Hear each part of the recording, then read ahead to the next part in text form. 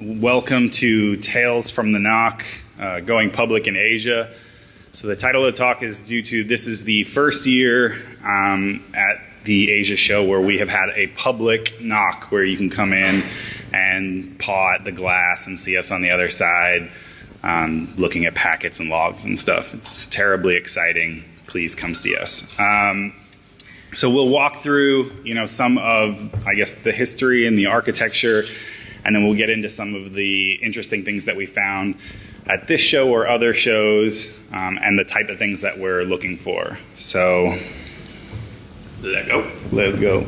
All right. So who are we? So my name is Neil Wyler. I'm better known in the community as Grifter. I've been with Black Hat, running the network operations for the last 16 years. By day, I do threat hunting for RSA, but by night, I do this, as well as I'm part of the Black Hat CFP and training review boards and the DEF CON review board, and I also run all of the contests and events for and the demo labs for DEF CON as well, among other things locally. Help run the hackerspace, all that. And then there's Bart. And there's Bart. So I'm Bart Stump. By day, I can't believe you left that. Twitch streamer, apparently. Don't go look for me. You're not going to find it. But currently in between, we'll say. 11 years here at Black Hat. Black Hat Training Review Board, DEF CON Goon, 801 Labs, board member as well. Do quite a bit locally. And pretty involved in the community. So here we are. But the team is not just the two of us. So we, at the smaller shows, at the international shows, we have a much more scaled down team than we do at the US show. At the US show, it is the two of us and then 21 industry professionals who all come out and do things. Here, it's the two of us and then 2 industry professionals, and then our extended team. And when we say extended team, we mean all these logos up here. So we do have partners, and we do consider them part of the team because they're not sponsors of the NOC. There are no sponsorships of the Black Hat NOC. You can't say like, oh, hey, Grifter, I want to do this, or Bart, can we put our gear in there? We'll give Black Hat, $50K or something like that. That's not how it works. We go out and find what we consider to be the best solutions for what it is that we're trying to accomplish here at the show, and then those shows get added into the NOC. Sometimes we will try things out, I guess. Or even, we'll talk about it a little bit in the sense that we're cleaning up what we call the partner program and kind of how we use that to be able to see some other technologies, even if it's just something that we're testing, like you said, to see how it works. And, if we can get some interesting information and see how a new technology works, they can get some FaceTime, if that's not even what it is, that's the wrong word. But yeah, there are definitely a lot that we get to play with technology, but this is our very tight core team that we're working with now, and kind of the technologies, as Grifter said, that we've handpicked and really made a piece of our team, and it is definitely a team. We all work together. These guys are all in there working together and making these solutions work together as well. So it's definitely not just sponsorship, people throwing money and gear at us by any means. It is gear though. We do need lots the gear. Of that. We need the gear. So the way this happened was essentially we used to roll our own with everything. Everything was done with open source stuff. We had a PF, and we were running OpenBSD boxes. We had a Socris box in every training class. We had custom scripts to call home and tell us that they were still alive somewhere out there on the network. And at a certain point, it just didn't scale. We were like, this is ridiculous. And it was actually at one of the US shows that we said, oh man, maybe we should get some enterprise level gear. We're never going to get Black Hat to buy a couple $100,000 worth of gear for the NOC though. So how can we do that? Let's go talk to a vendor in the business hall and see if they'll be willing to throw us some gear, and we'll say yay, we use this gear in the NOC. And so we went and approached somebody the first time. We were like, would you like to? And they were like, yes. Yes, we would. What do you want? How much of it do you want? And where do we send it? And so we were like, oh, we might be onto something. And so this is who we ended up with. You want to tell them what each one provides? Yeah, absolutely. So Palo Alto is our main firewall edge device, the main security as far as ingress, egress to the internet. RSA is using quite a few things now. We've got their identity suite and their basically whole net witness suite using some endpoints around registration and other things like that. Basically providing all the visibility and the insight into what we're looking at. Ruckus is our main Wi-Fi provider, and what their all your general attendee Wi-Fi, your training classes, and all that kind of stuff. If there's anything Wi-Fi, that's off of Ruckus. Gigamon's giving us the tap solution, so we can get the visibility to all those different solutions, so we can see that and see what's going on. My Republic is providing our bandwidth out here, and then Cisco is actually providing us with the Umbrella and OpenDNS suite. So outside of their networking gear, it's all the security piece that we're using and what we're going through with them to look into DNS and other threats that come across the network there.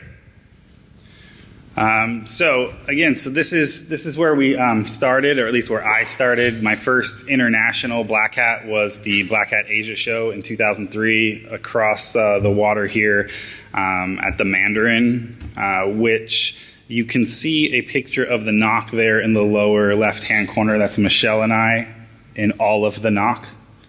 Like it's like that was the hallway. It was like a shelf in the hallway. It's a shelf. And then there was like a router and like an AP. Like that was pretty much it.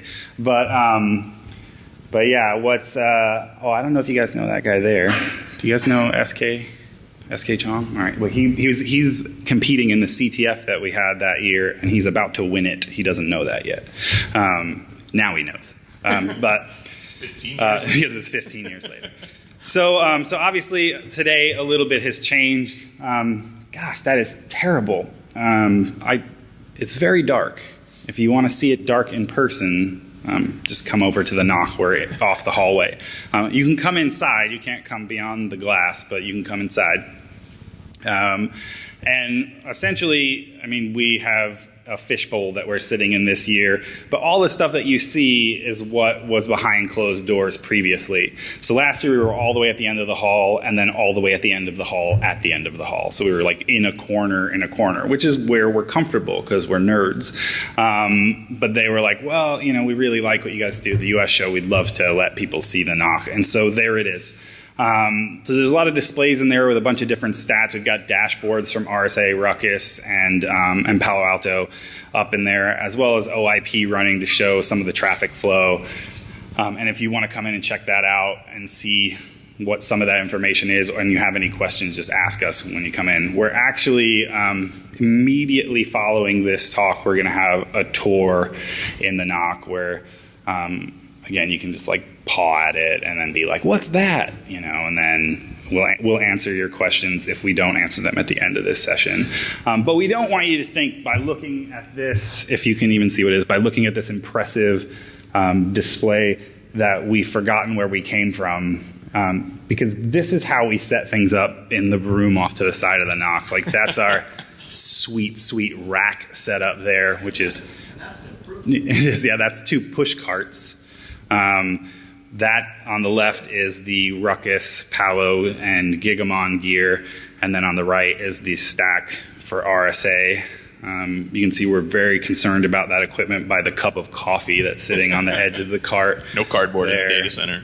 Yeah, so it's still a little bit glued together, but obviously just with a higher end level of gear.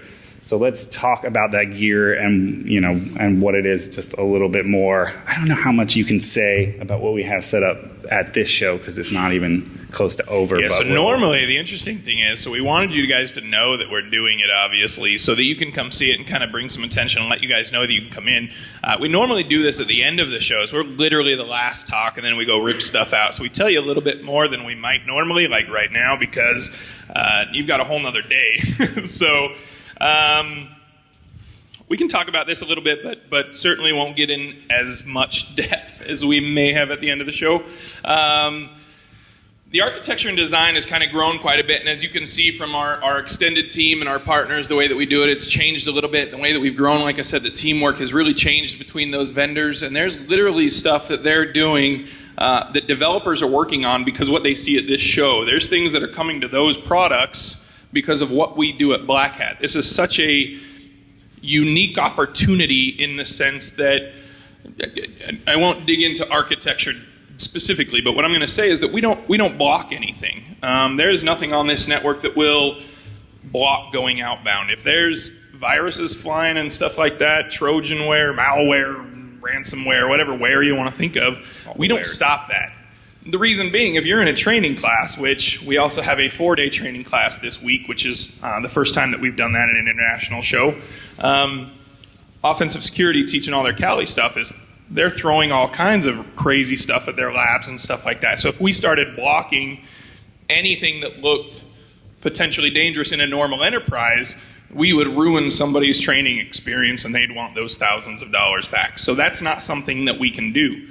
However, what we can do is know what the quote-unquote normal may be, which is everything. Baseline bad. Baseline bad. Like, what is the normal amount of bad for the network? And whether something is like an outlier of the bad.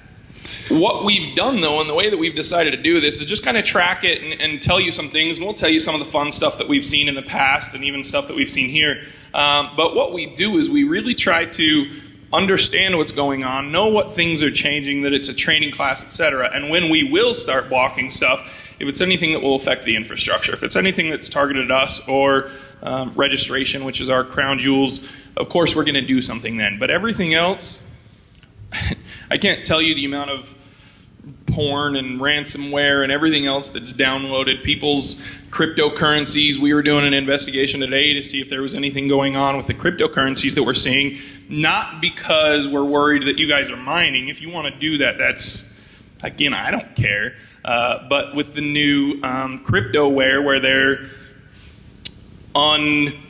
you're doing that unwillingly and they're using your processor or whatever to mine that cryptocurrency, that's what we were more concerned about. It looked like everything was opt-in, so you guys are all about the cryptocurrency, the prawn, and everything else. We won't stop anything. That's what I'm going to say because of those other reasons with trainings and everything else that people are doing until you start hurting us. So don't bite the hand that feeds you. Yeah. So again, part of the design of the way that things have been set up is to where we are writing every packet that traverses the network to disk. Like, that's not like a big brothery thing. We don't keep that data. As soon as the show is over, it gets deleted. But what we're doing is essentially it's a window into a network where the users on that network should know better, right? I mean, like, we're all in the security industry if you're here at Black Hat, and so chances are you should have an idea about what security means. And what we see often is that even we have plenty of room for improvement. And so how can we make the same, claim for our users? We complain a lot about what our users are doing, but we're not even following some of the best practices ourselves. So that NetWitness platform is there for us to be able to dig in and see what types of behavior are going on out there that are outside, again, of the baseline bad, and then say, well, how long has this been going on? It's been really useful in the past where we've seen machines come onto the network and they're already compromised, but we don't know that initially until we go back into NetWitness and look and say, okay, when did this activity start? And it's like, oh, it started the moment the box arrived on the network, so it looks like that compromise took place prior to landing at Black Hat. We will often also see something where that does happen, where someone gets compromised, and we can say, okay, well, we know that IP address range should belong in this classroom or these classrooms. Let's go see if we can find that individual and be like, hey, we need to talk to you for a second. And we pull them aside and say, like, we have some bad news. And so that's useful. I mean, what's that? Yes. We have some other ways that we're doing that. I'll get into some. Finish your thought, Grifter, and I'll talk about a couple of things. Yeah. So Steve, MF Fink over here, who's our lead architect, he was yelling out splash page. So the thing is, we saw something this year at the US show that was straight up like somebody's mobile phone getting owned and then immediately starting to have data exfiltrated off of it. And so that was not a lab in a class. We knew, like, we're like, okay, this is bad. So, but then we also can't pinpoint necessarily to the extent that we want to. So they're wandering the entire floor. Like, we have no idea. This is a mobile phone on the wireless network. We can't find them. So, so in this case, you know, Steve, who did you work with to do that? Was it Palo? So Palo Alto. So he's already done it here apparently as well at where they saw something on the mobile phone, and so they put a splash page up. Basically, any website they try to browse to, instead they get a captive portal type of situation where it says, like, please come to the NOC. Come say hello. And it's not anything that you have to put anything in. You can hit OK, and if you want to keep walking along your merry way and do nothing, that's up to you. But we know that you're in trouble. You may not, but we want to let you know. So it's just a basic HTTP intercept that we just say, come visit us. And the other thing that I will say to that, though, very specifically, that I want to kind of stress, being that everything is captured and stored to disk during the show, we do not and will not ever decrypt any of the traffic that comes from the attendees. There's nothing that we want to see. There's nothing that we care about. We would prefer that we had nothing to look at if you guys encrypted everything. VPN, and you'll see some stats coming up that's not always the case. Yeah. So when we were initially putting together this talk, we figured, okay, well, we're doing it. Black Hat asked us to do it in day one, like I said, instead of an end of show briefing, to let you guys know that the NOC is open, that you can come in and look around. We were like, okay, well, should we give stats up until that point? Like, and so in the end, we decided, like, you know what, we're gonna keep quiet on the current stats for now. What we can tell you, you know, is that, you know, Bart mentioned it earlier, like, we're seeing, like, you know, I think it was six different Monero miners that were out there. We weren't sure if it was like a lab that somebody was doing in a training class or whatever, but it looks like it is not. There is a lot of, obviously, because again it was training, a lot of malware, like known malicious domains, like in the thousands that were being accessed throughout the last several days. Somebody yesterday was downloading just gigs of porn. I mean, gigs and gigs. Like, we're like, dude. We know our community, but you guys yeah, are crazy. It's like, y'all nasty. And so yeah, we saw that. We also saw, like, somebody was, it looked like essentially trying to, like, mirror, like, MangaFox, if you're familiar with the website. That's why I have Hatsune Miku up there is that I want to see who got excited, and I'm like, that's the guy downloading all the manga. But yeah, so we've seen some stuff that's interesting. If you want to talk about it in more detail, again, we'll be in there doing a tour after this, and then there will also be 2 tours tomorrow. What time are those? 10:30, 2:30. Oh, Marissa was like, "Ooh, you need to know." That's Marissa. She's our keeper. She make. That's an appropriate word. What's that? Keeper. Keeper. It is. All right, so that's mostly it on how the network is stood up and stuff. Now we're going to talk a little bit about the kind of stuff that we normally see. So it's story time. And this is where you can laugh. And again, these are things that we've obviously seen and continue to see. But again, as the security community, we're often surprised that we do see some of this stuff at Black Hat. Right. So, you know, we were talking about VPNs and using VPNs and making sure that, you know, you're encrypting your traffic and stuff, and that looks so bad. It doesn't look bad down there, so I'm sorry. Sorry. You could kind of make out what some of those were. But anyway, what this is all of the clear text passwords that were traversing the network. So they look like awesome generated random passwords. Yeah, some of them are really, like, complex. I mean, look at that one up on the side. Like, look on the upper right there. That one's long. Like, some of these are actually genuinely complex passwords, but it doesn't matter if you send it across the wire in the clear. So again, what about wireless in the clear? Not the wire. Oh man. That's deep. I'm going to have to think on that for a while. If the passwords are flying through my body because they're transmitted by radio, do I have the right then to read those passwords? Your body. I'm just wondering.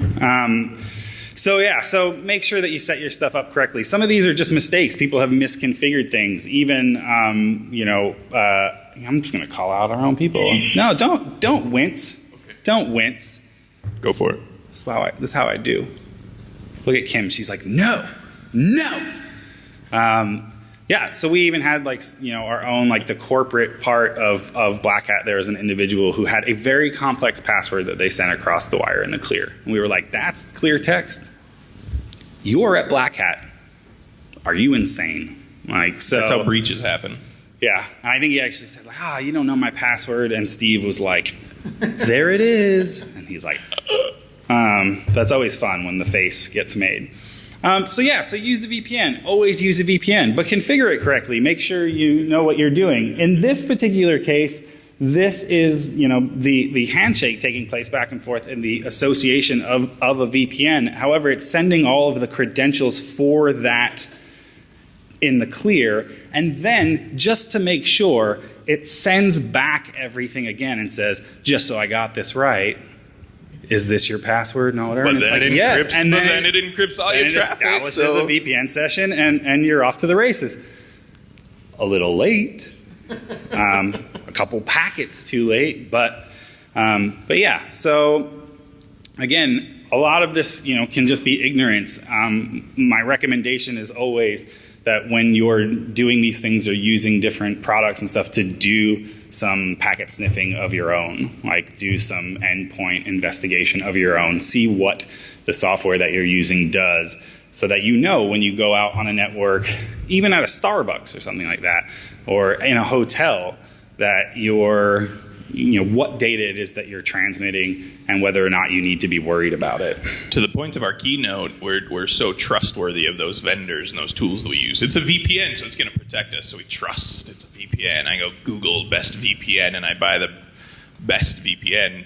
If you have no idea how it's working and you haven't looked for yourself and you haven't understood what's happening, don't trust. That's why nerds are weird. And that's the thing. I don't expect that our users are going to get on their networks and do a packet capture and take a look at whatever. But at the very least, we should be doing that. If we're especially when you're coming to Black Hat. Yeah. Who's watching the watchers? We should be taking a good look at ourselves. So that was pretty funny. We thought that. I think that was a U.S. show this year. What we saw that. This one's fun. So this was at the London show. I can't show you what we saw, but I can talk about it a little bit. So this was actually a year and a half ago. Yeah, not this past London show, the year prior. So, but for instance, again, not using secure channels and things. So we will sometimes, just randomly pull images from the stream and throw it up on a monitor. We see some pretty funny stuff. Bart was doing an interview with CNN one time at the U.S. show, and while he was talking to the reporter, a blow-up doll came up on the screen, and then they both just started cracking up, and they used it in the piece. It actually went on air just like that. I was pretty pleased with that. But so in this situation, we start seeing ads. What? Yeah, ads or pictures of lovely ladies in various states of dress, and we're like, what is going on? Because it just was flooding through. It didn't stop. Yeah, it was going and going on. And we laughed at first, and then after a little while, we're like, man, what are they looking at? And so we went and investigated. Well, we knew that. Yeah. So we went and looked, and so what it was is they were on Backpage.com, which was they were essentially shopping for an escort or a friend. Yes, a friend, some companionship for the evening. And it went on and on and on. And I think it was Steve who got he was like, I have to know. I have to know who it is, you know? And it said something like, you know, Gary's iPhone or something like that, like Stefan, there you go, Stefan's iPhone. And so we're like, okay, he's like, I know what classroom it's in. I've got to see if I can, like, find a name tag or something. Who's Stefan, you know? And so he goes to the classroom, he's looking around, wherever, no sign of Stefan. He's just like, oh, all right, well, that was a great idea. And then turns to leave, and there's the AV, I think it was guy, an AV guy in the back. Not you guys. Shh, maybe those guys, I don't know. But and the AV guy in the back has his name on his shirt, and it says Stefan. So he's like, you dirty bird. And he's scrolling on. Yeah, he's still on his phone. Left. Shopping. Didn't find out. So Didn't find out who, though. That was one of those, that was one of those things where it was just like, man, like, use a VPN. Like, or it's almost more just entertainment, you know, SSL. obviously. But again, these are all things that apply to using VPN and encryption, etc. That's just embarrassing information, not potentially putting you on the 10 o'clock news information. Unless you're a politician.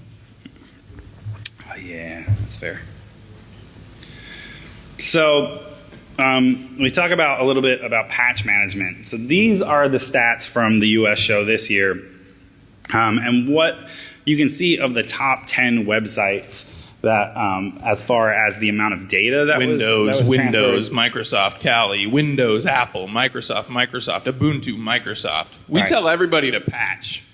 They Just apparently not here. patch on site, which again, just 24 hours earlier, and you're in a much better situation than being like, oh crap, I'm a Black Hat. I got to patch my stuff. We're talking, I mean, just quick, 500 gigs, 400 gigs right there. That's a lot of patching. It's a significant amount of patching. We're glad that you're patching. Just plan ahead a little. Just a little bit of planning. So the thing is, we have seen essentially similar behavior this year. I was just looking at some of the top access sites, and you can go in, again, go in the NOC and look at the displays and stuff, and you'll see what some of those are, depending on the dashboards that are currently displayed. And there is a significant amount, again, of updates that are going on. So, yeah. Thank you. The Kali one might not be the same if they're doing it in class, etc. But I mean, still, it's still not here. So, all right.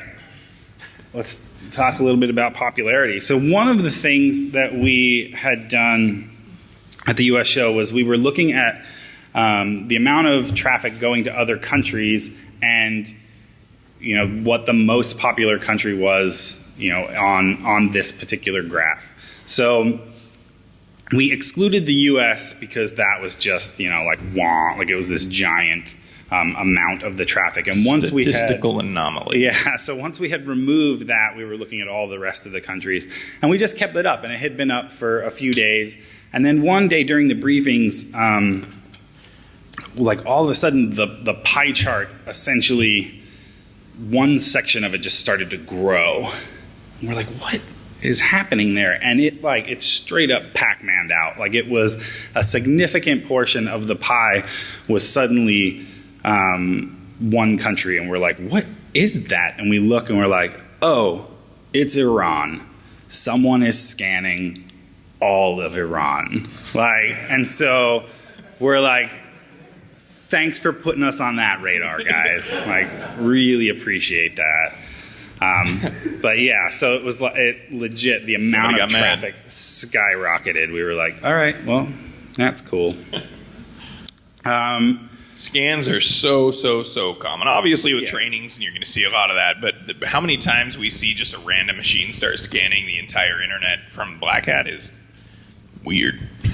Yeah, there's tons of scans, obviously, but yeah, Iran, that's not one that we necessarily want to. And so and that's like, so I talked about OIP, one of the screens that was in there. You'll see it when we go in. It looks very pew pew pew, but it's it is genuinely just like giving us an idea of the amount of traffic going from host to host. And scans show up on that really easily. Maybe one will be going on, or we can start one when we do the tour. But you'll see like one host, and then traffic will just go out from it like a starburst. And so like we can see them fairly easily. Denial of service attacks will also, they'll light up like a lightsaber on that visual. So we have some idea when it's taking place to go then look in further detail in some of the other tools.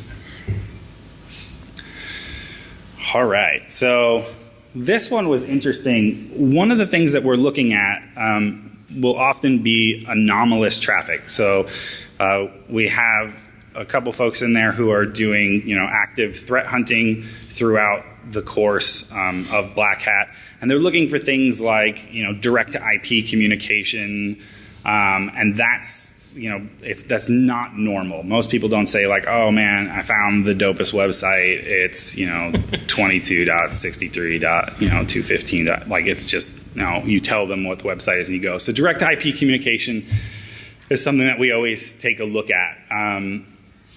And so in this case, one of the guys in the NOC was looking at a direct IP communication and was seeing a bunch of 404s return. But what he noticed was that the 404s were returning and they were always a different size. Like it was a different 404 for the same site every time. And what it turned out to be was a particular variant of Emotet that was using a vulnerability that had been released the same day. Like, so the amount of, I know my eyes were closed that time because I saw the orange kids. Here, ready? Get a picture of me. That's what I'm talking about. Profile pic.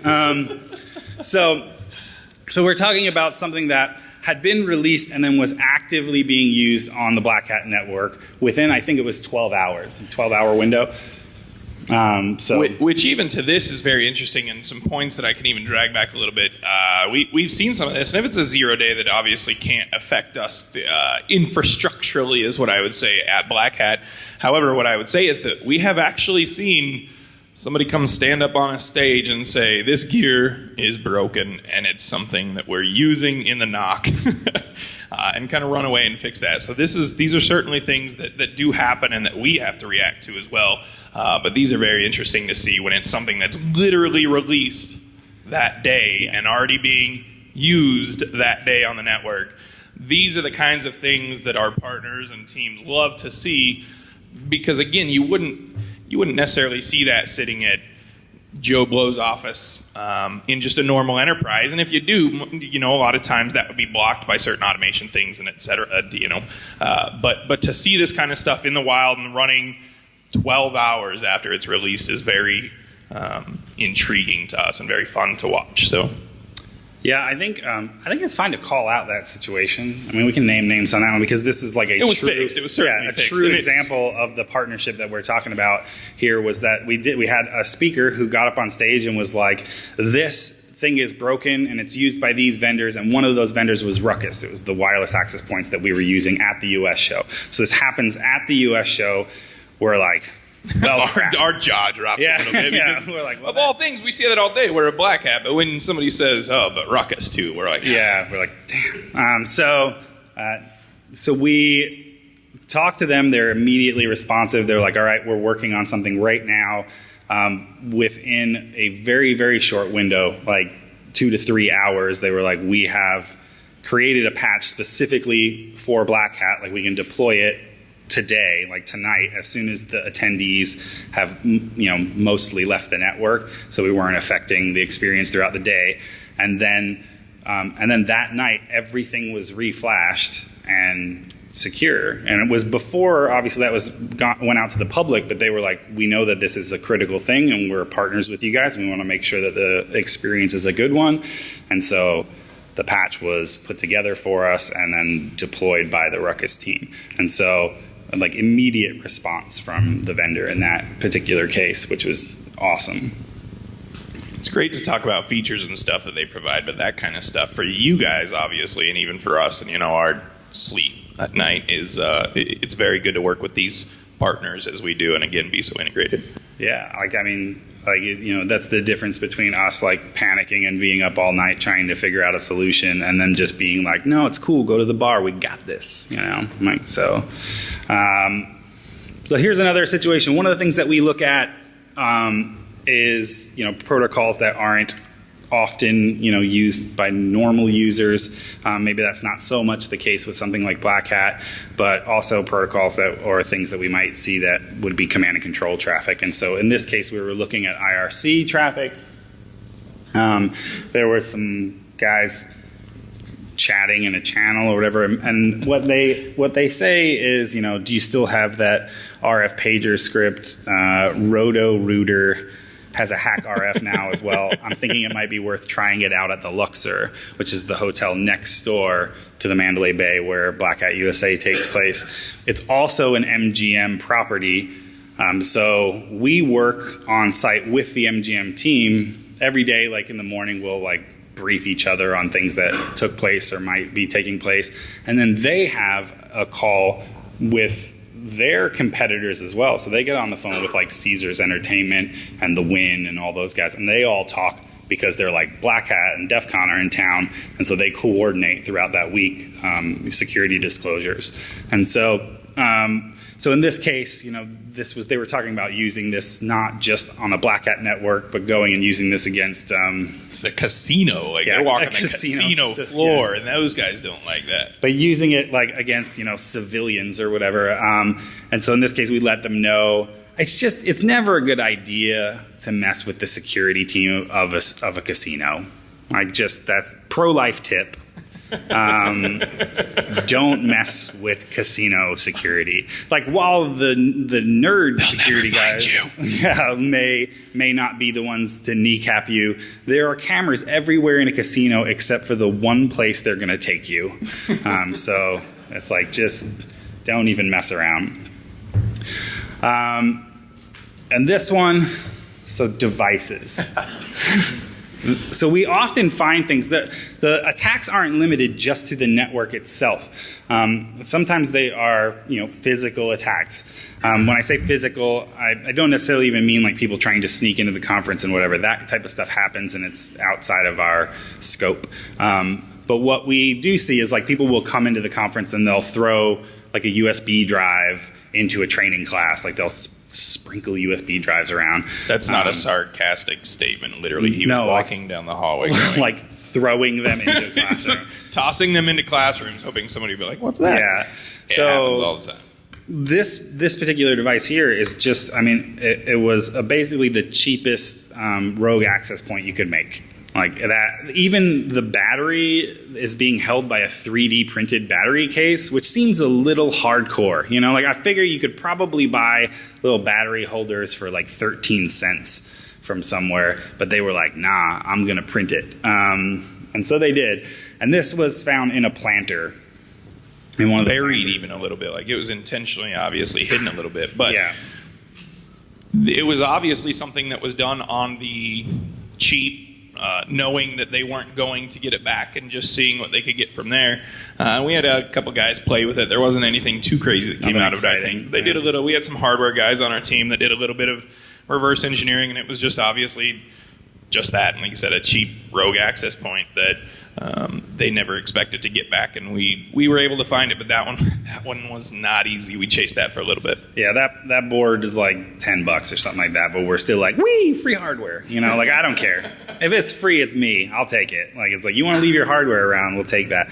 What we thought was funny about it though is that, so we have like our friend on the right here. It's funny because he's completely decked out in Black Hat gear, but he's not on the NOC team.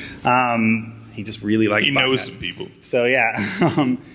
So what that glowing green thing is he calls it the Wi-Fi cactus. And the Wi-Fi cactus is 25 Wi-Fi pineapple tetras.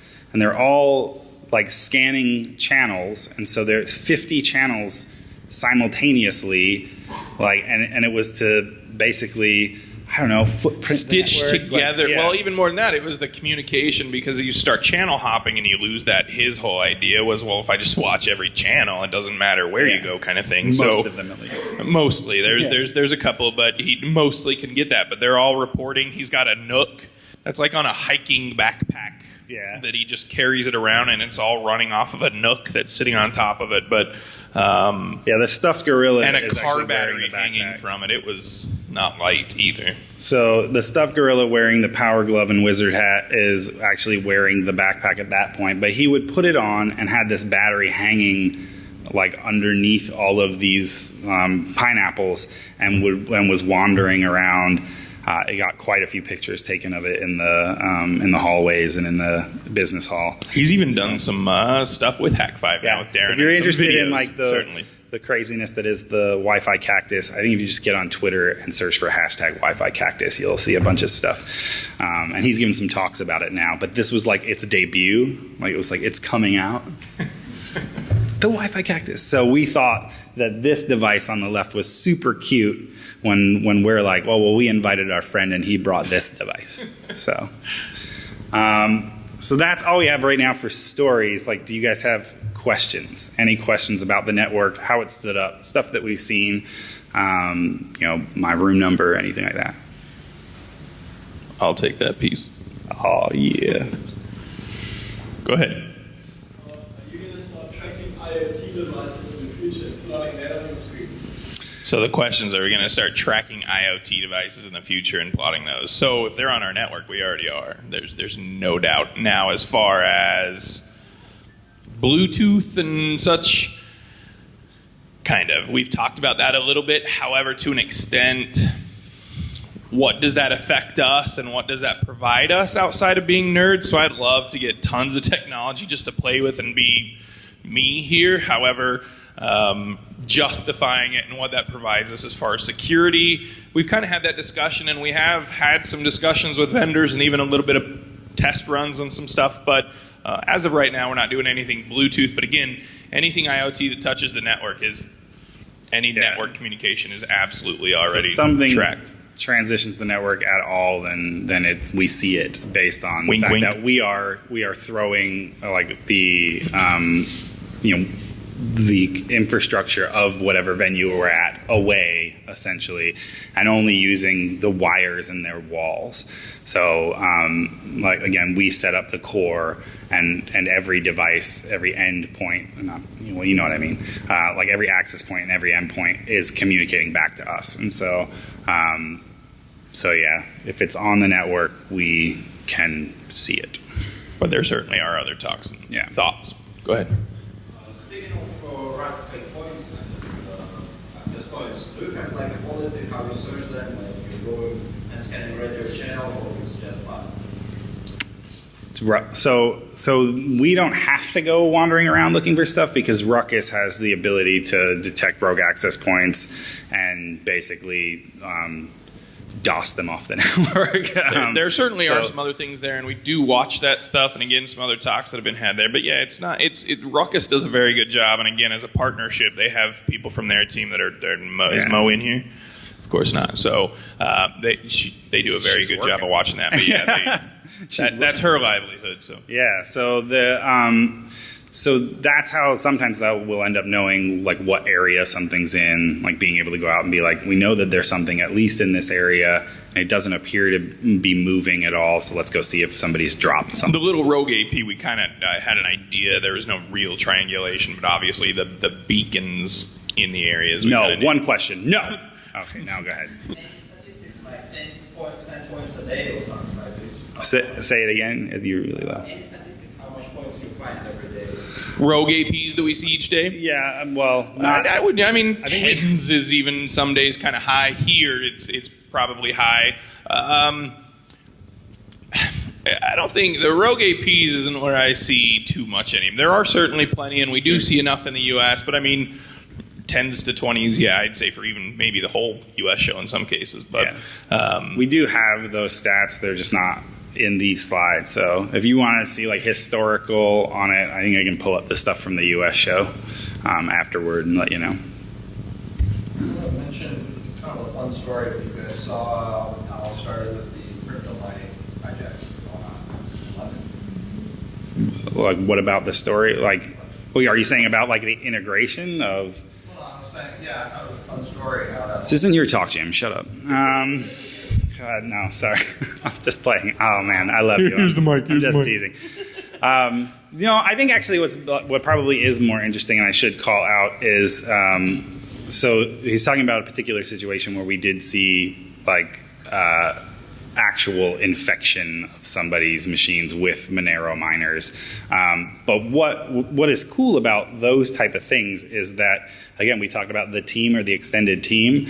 Even at this show, we have like the Palo Alto guys, like they're working side by side with RSA. They're writing different things for each other's platforms and working together. And so their stuff is getting better and more closely integrated show to show, because as they impact real world situations together, they're like, oh, it would have been great if we could have seen this. And they're like, well, I will now go create that thing. And so we actually, like from the RSA team, there's actually a guy from their product management team who comes out to every show so that he can just be like, got to do this, got to do this, got to do this. And so, we literally see new features that like we have requested or been because of Black Hat that we see from show to show that are added because of these things that we see at the show. Yeah. So, any other questions? You guys said your iPhone travels disk, so how many terabytes? Do you have, the US is don't. crazy. Here's a little bit smaller, but the US is. What's that? Yeah, the gear itself is 52 terabytes, but how much do we write? Do you remember how much we write? I know. What it, Show in US, we exceeded it. oh, okay. So we actually exceeded the capacity, the 52 terabyte capacity. At We the did US start show. rewriting at the US. Yeah, I think we ended up killing like the first day of training or something. Metadata, but not the raw package. Yeah. The first day after the full. Yeah, So it's US much easier to keep tons of metadata than it is every packet. But yeah, I guess the US show. Well, again, I can pull that up. We have that information. Obviously, it's much I different, want but to say it was like 89 terabytes. the bandwidth is another thing too. We would blow that out in Vegas. So we actually have a gig. I didn't mention that. We actually have a gig circuit here from My Republic, and we have 2 gigs in Vegas. So it's pretty, Vegas. If you give them enough bandwidth, they'll use it, and they do. That one guy's using it to download. Somebody's using that gig here too, you guys. But obviously that plays a factor into it as well. But it's certainly quite a bit. 52 terabytes in a week is certainly quite a bit, and we rolled that, and it's, I would say, obviously a portion here. Anybody else? Sweet, come visit us. Fine. Go. Thanks, guys. Thanks.